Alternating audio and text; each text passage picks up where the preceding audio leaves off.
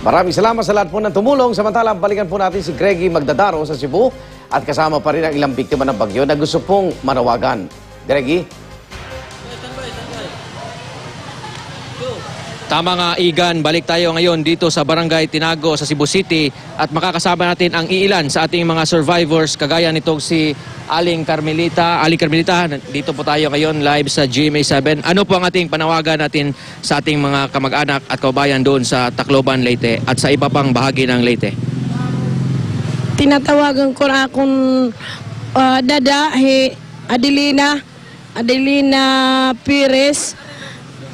Adelina Pires, kung buhi pa man kamo, inin adya kayo nananawagan kay bangin buwas sumuli ako nganit akong tatay Junior Severino Pires nga nan akong kabugtuan nga Lolito, Abita,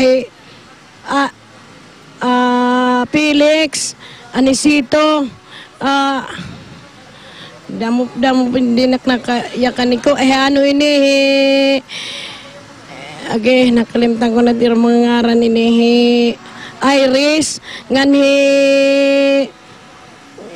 Lisa an iya mga anak ngani Lolito, Mayra, kung buhay pa man kamo ayan adi ako ay yung nanawagan mula sir.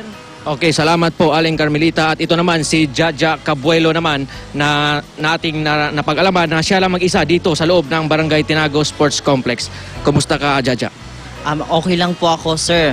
At saka nananawagan po ako sa mga Taclobanon na si Anasita Simbalilo Gara po ay nawawala po.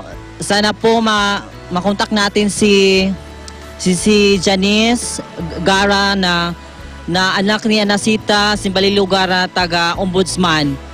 At saka nanawagan po rin ako sa mga sa Samar na okay lang ako diri sa Cebu City na nagpapagaling po ako dahil sa sugat ko. At saka yun lang po, thank you. Tama, Igan, ilan lamang yan sa mga pahayag at panawagan ng ating mga survivors dito sa Cebu City. Yung kanina si Manong Henry Clarissa ay biglang nawala dito. May tawag daw siya sa kaniyang kamag-anak doon sa labas ng bansa. Pero nanawagan siya na yung mga kaanak niya, lalo na yung anak niya, nandun sa Tacloban, Leyte na iwan, ay sana dalhin dito sa Barangay Tinago sa Cebu City. Igan? Maraming salamat, Greggy Magdadaro at kasama po niya yung ilang biktima ng bagyong Yolanda.